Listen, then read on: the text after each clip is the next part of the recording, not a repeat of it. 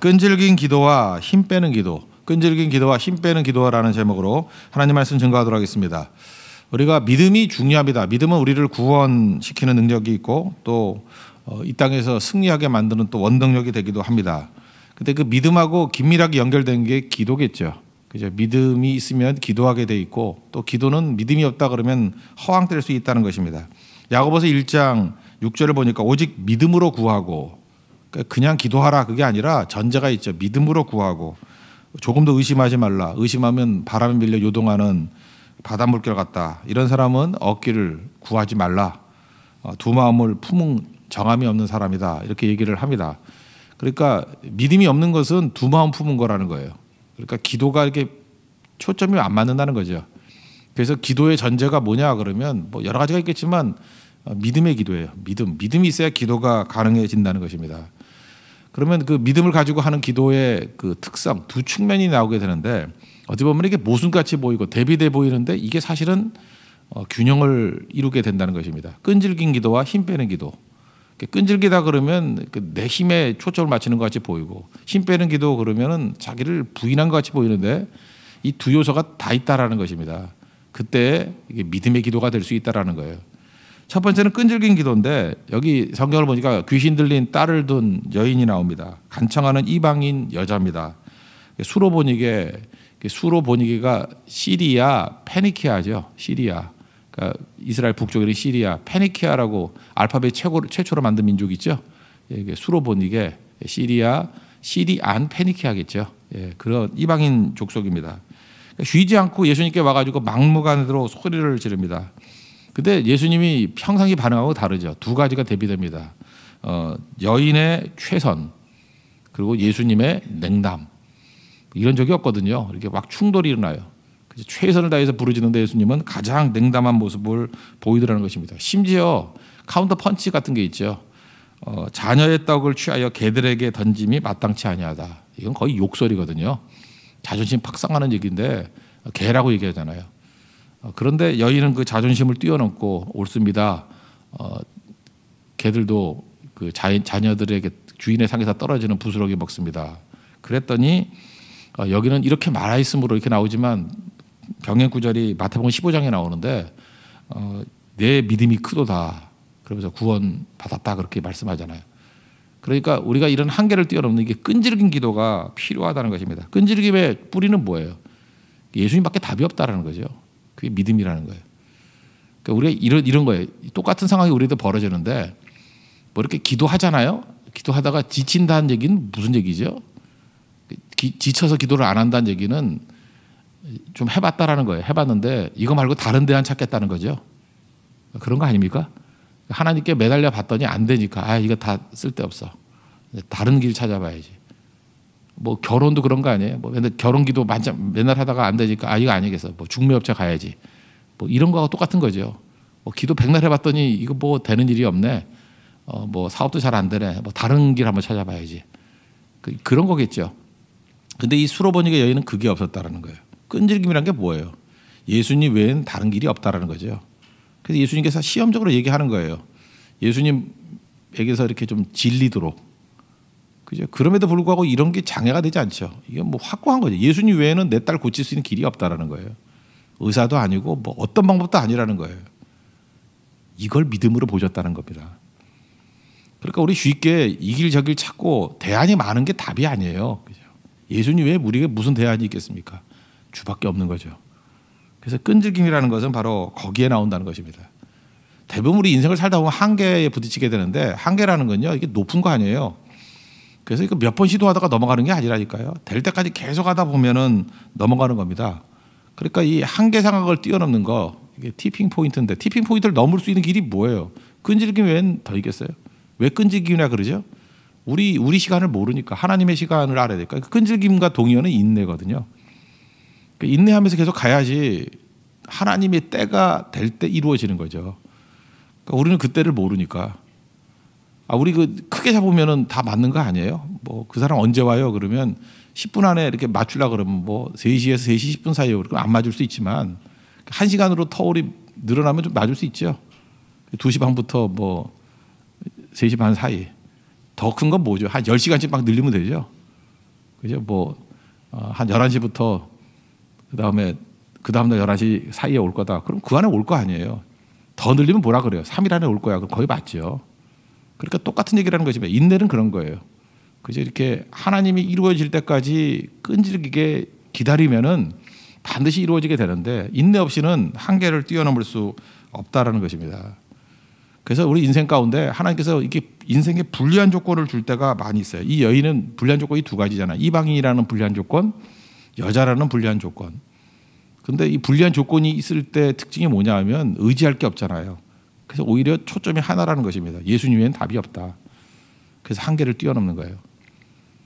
종종 보면은요, 인생에 불리한 조건이 많은 분들이 있지 않습니까? 이게 신앙의 불리한 조건은 아니에요. 인생의 불리한 조건이 오히려 신앙에는 유리한 조건이 될 때가 훨씬 더 많습니다. 어떤 사람은 인생에 유리한 조건이 너무 많아가지고 신앙이 너무 불리해져요. 주님 믿지 않고 잠깐 딴 거 의지한다고요. 하나님 아버지 의지하기보다는 자기 아버지를 더 의지할 만해요. 사실 아버지 믿을 것도 못 되는데 돈 좀 있다고. 그래서 기도도 없고 신앙도 안 잘하고 그래서 성장 못하는 사람들이 참 많습니다. 한계를 못 뛰어넘어요. 근데 인생의 불리한 조건은 여기 술어버린 여인같이 이렇게 개라는 표현을 듣는다든지 이렇게 수모를 당하든지 이럴 때는 다 버릴 수 있잖아요. 그리고 주님만 의지하고 나가는 끈질긴 기도가 가능하다는 것입니다. 오늘 혹시라도 기도하다가 이렇게 낙심한 부분이 있다 그러면 그 끈질김을 가지고 믿음 가지고 주님 앞에 나아가는 종 되기를 바랍니다. 여기서 예수님께서 이 여인에게 좀 약간 수모를 느끼게 만들 정도의 이런 얘기를 했던 이유는 뭘까요? 여기서 또 하나 알 수 있는 게 그거죠. 중요도죠. 우리는 굉장히 감정을 중요시 여기는데 예수님께서는요, 감정보다 중요한 게 뭐냐? 성장이라는 거예요. 우리도 진짜 사랑한다 그러면 훈육이 감정은 그거는 맨날 변화되는 거 아닙니까? 더 중요한 건 성장이죠. 근데 우리는 알게 모르게 인생에서 제일 중요한 게 내 감정이라고 생각해요. 그래서 자기 감정 지키고 감정풀이 다 하다가 성장이 안 되잖아요. 그래서 예수님은 다르시죠.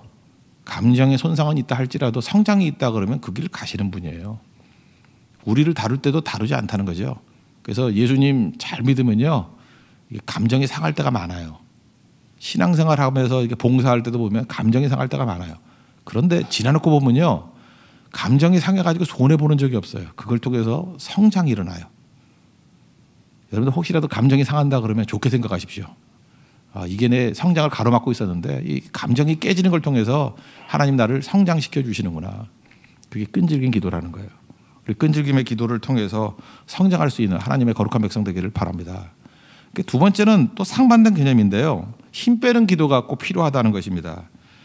자신의 힘 빼기를 하나님께서는 원하신다는 거예요. 또 다른 말로 하면 자기를 부인하는 거죠. 누가복음 9장 23절 보니까 예수님 따라오고자 하는 제자들의 조건이 뭐죠? 자기를 부인하고 날마다 제 십자가를 지고 나를 따르라 이렇게 말씀합니다. 자기 부인, 이게 힘 빼기죠. 여기 보면은 그 여인에게 힘 빼는 거 아니에요? 힘 빠지는 얘기 하잖아요, 그죠? 내 힘으로 안 된다. 그래서 개 얘기도 하고 이건 끈질김도 되는 거지만 자기 자신의 힘을 가지고 다 빼버리는 거예요. 아무것도 의지할 것 없는 거라는 거. 그래서 주님 앞에 나아갈 때 또 해야 될 일이 뭐냐? 자아가 깨지는 거, 힘 빼지는 거 꼭 해야 된다는 것입니다. 제가 이렇게 한동안 붓굿이 되게 좋아했던 적이 있었어요. 쓰지는 잘 못하지만 이렇게 붓굿이 보면서 이게 무슨 채냐. 그리고 진짜 여러 작품들을 보니까 힘이 느껴지더라고요. 우리나라에서 제가 제일 좋아했던 분이 죽봉이에요. 죽봉 황성현 선생님이라고. 죽봉. 제가 이전교회에 있을 때 이 설교를 몇 번 했어요. 했더니 세상이 참 좁죠. 죽봉 선생의 손자가 교회를 다녔어요. 그래서 저한테 죽봉 서집이라 그러죠. 서집을 쭉 갖다 줬는데 너무 커가지고 갖고 다니. 이번에도 이사 갈 때 버릴까 말까 하다가 버릴 수는 없죠. 너무 귀중한 거예요. 너무 무거워요. 책을 이렇게 만들어놨는데, 근데 볼 때마다 힘이 느껴져요. 믿는 분이기 때문에 또 믿는 말씀도 있고 한데 너무 좋은 것 같아요. 이분이 글을 잘 쓰니까요. 이게 붓굿이 대가가 되니까 이제 굉장히 그분이 전성기 때가 2000년대 초예요. 그때는 이거 하나 얻으려고 엄청나게 사람들이 노력했을 때였는데 이제 기자들이 와가지고 물었습니다. 죽봉 선생님 어떻게 하면 그렇게 붓굿을 잘 쓸 수 있습니까? 원래 대가들의 대답이 너무 단순하잖아요. 힘 빼면 됩니다. 그러면 기자가 그래서 힘 빼면 됩니까? 그러고 그냥 기사 쓰면 되는데 그 다음 물으면 안 돼요. 물으면 또 여기 같이 개들도 주인의 밥상 이런 소리 듣는다고. 그래서 이 기자가 그랬대요. 저도 힘 빼면 선생님 같이 쓸 수 있습니까? 그랬더니 짝 째려보더니만 나는 힘 빼는데 40년 걸렸다고. 무슨 얘기인지 알겠죠? 세상에서 제일 힘든 게 힘 주는 게 아니고 힘 빼는 거예요. 그죠? 힘 주는 거 누가 못해요. 힘 주는 건 긴장해도 힘이 들어가고요. 두려워해도 힘이 들어가요. 근데 긴장할 상황, 두려워할 상황에서 힘을 뺄 수 있다는 거, 이게 능력이에요.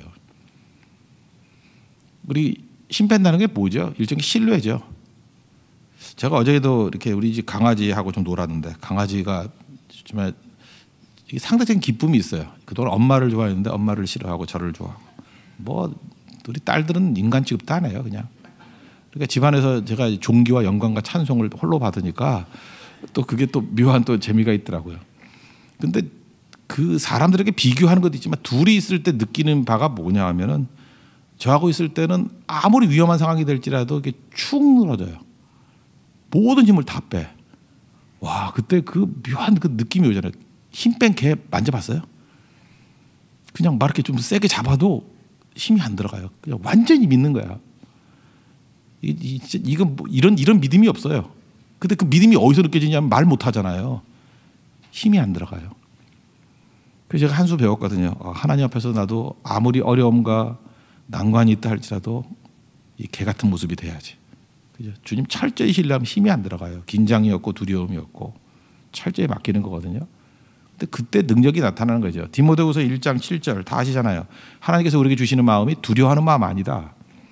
두려워하는 마음 마귀가 주는 거거든요. 대신에 뭐가 있죠? 능력과 사랑과 절제하는 마음이다.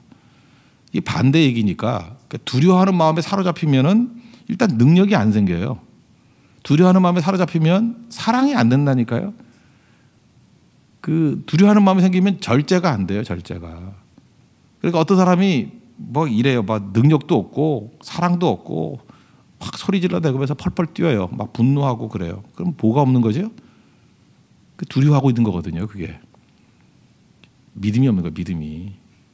하나님의 철저한 믿음이 있으면 절대로 두려워하지 않고 긴장하지 않고 맡기는 부분이 있다는 것입니다. 예수님 그러잖아요. 두려워하지 말라는 말씀하고 대응되는 게 뭐예요? 수고하고 무거운 짐진 자들아 다 내게로 오라. 내가 너희를 쉬게 하리라. 힘 빼라는 거죠. 그래서 여러분, 안식은 누가 하는 거죠? 믿는 자가 하는 거예요. 우리 주일에도 계속 일해야 되는 이유가 뭐예요? 두려워서. 이거 안 하면 굶어 죽을까 봐. 뭐 이런 거죠. 밤에 잠 못 자는 이유가 뭘까요? 이거 일 안 하고 자면 내일이 안 올까 봐. 근데 하나님을 철저히 신뢰하는 사람은 망쳐도 하루로 끝내죠. 물론 못하고 잘 수 있어요. 그러면 그 다음날 데미지가 오겠지만 그 다음 하나님의 은혜를 구하는 거예요. 하루로 끝나요.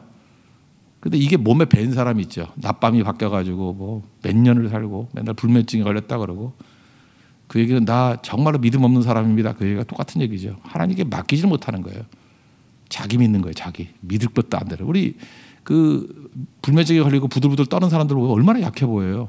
그게 병인데, 그죠? 병이잖아요, 병. 그리고 먹지도 못해. 비짝 말라가지고 맨날 손 떨고 초점도 없고.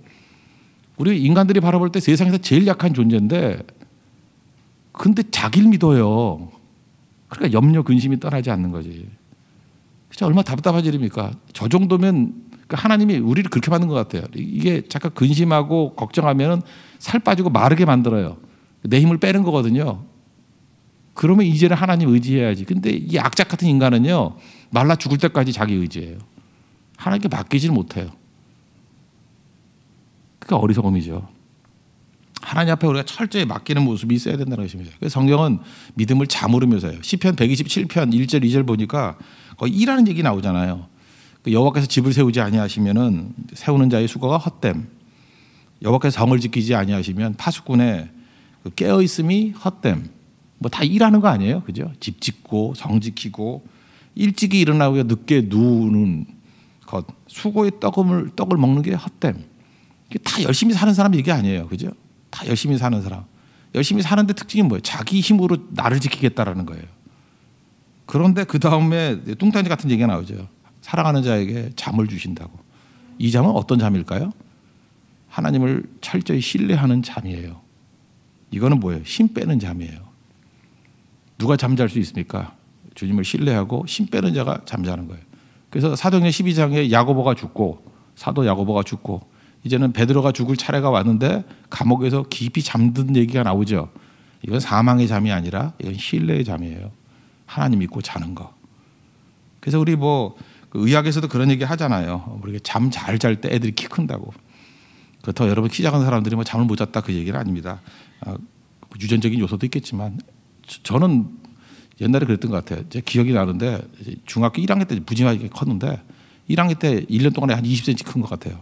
느낌에 아침에 자고 깨어서 이렇게 재보면 이렇게 자라 있어요. 1cm씩. 그때 무지 잤어요. 그냥 한 24시간 잘 때도 있어요. 방학 때. 먹고 자고. 그러면 뭐 그냥 키가 막 자라 있는 거야. 근데 잘 때에 키만 자라는 게 아니고 치유가 있답니다. 그리고 면역력이 생기고. 되게 수면의 질이 안 좋은 사람들의 특징이 병이 많아요. 짧은 시간 자더라도 푹 자는 사람들. 그게 맡기는 거죠. 맡기는 거. 그게 얼마나 중요한지 우리가 알아야 된다는 것입니다. 하나님 앞에 신뢰하고 나아가면 은혜를 구하는 거죠. 하나님께서 절대로 빈손으로 돌려보내지 않습니다. 이 수로보니게 여인 빈손으로 돌아오지 않았죠. 믿음이 크도다. 그리고 또 우리 그 마가복음 버전에 뭐라고 돼 있어요? 이 말을 하였으니 말 잘해야 돼요. 이게 아무 말이나 막 하는 거 아닙니다. 이게 믿음의 말이잖아요. 개들도 주인의 상에서 떨어지는 거 먹습니다. 이 말을 하였으니 마태복음은 네 믿음이 크도다. 그러니까 그렇게 말하는 게 믿음이라는 거예요. 그래서 그 말 때문에 이 구원의 역사가 벌어지잖아요. 믿음의 말을 해야 됩니다. 두려울 때 말하는 거 아니에요. 긴장될 때 말하는 거 아니에요. 하나님 앞에서 의지하는 신뢰가 있을 때 그 말만 해야 된다는 거예요. 그래서 여러분 말이라고 다 하는 게 아닙니다. 말을 골라서 해야 되고 절제해서 할 때 하나님의 능력이 나온다는 거예요. 여러분 말이 은혜를 구하는 말이 되길 원합니다. 그래서 하나님 앞에 이렇게 말을 잘하다 보면요. 사람 앞에서도 똑같아요. 어떤 사람이 이렇게 얘기를 들으면 화가 나는 사람이 있어요. 반면에 어떤 사람이 얘기를 들으면 내가 있는 것 다 주고 싶은 마음이 있어요. 그게 은혜를 구하게 만드는 말이에요. 제일 중요한 게 뭐 하나님 불쌍히 여겨주세요 그런 거죠. 불쌍히 여겨달라는데 불쌍히 안 여길 사람이 누가 있겠습니까? 그 태도 자체가 불쌍히 여김이고 주님밖에 없습니다. 그 얘기 아니에요. 그죠? 나는 개라도 좋으니까 주님의 부스러기 은혜라도 주십시오. 은혜를 구하는 거 아니에요. 빈손으로 가지 않았습니다. 다 채워갖고 갔다는 거예요. 돌이켜보면 우리 삶에서 뭐 결핍투성이고 문제투성이고 사실 이게 사는 게 두렵고 답답하잖아요. 그래서 오늘 수로보니게 여인과 같이 예수님께 나가자는 거예요. 그죠? 끈질기게 어떤 장애가 있다 할지라도 나아가고 한계를 뛰어넘고 또 하나 중요한 건 뭐예요? 무한히 힘 빼야 돼요. 내 자신이 내게는 장애입니다. 무한히 힘 빼고 무한히 주님 신뢰하는 have faith in God. 그죠? 하나님을 믿는 것. 그때 하나님의 능력의 역사가 나타나기 시작한다는 것입니다. 오늘 그 하나님의 믿음이 여러분의 삶 가운데 임하기를 기원합니다. 그래서 그 믿음이 생겼을 때 그 믿음 붙들고 기도하면 불꽃같이 타오를 거예요. 오늘 삶에서 어둠이 사라지고 난관이 사라지고 이기는 승리가 있는 우리 축복된 아침이 될 것으로 확신합니다. 오늘 그 아침 되십시오. 네, 보다 자리에서 일어나겠습니다. 찬송가 조금 전에 찬양했던 거죠. 359장 찬송하겠습니다. 359장.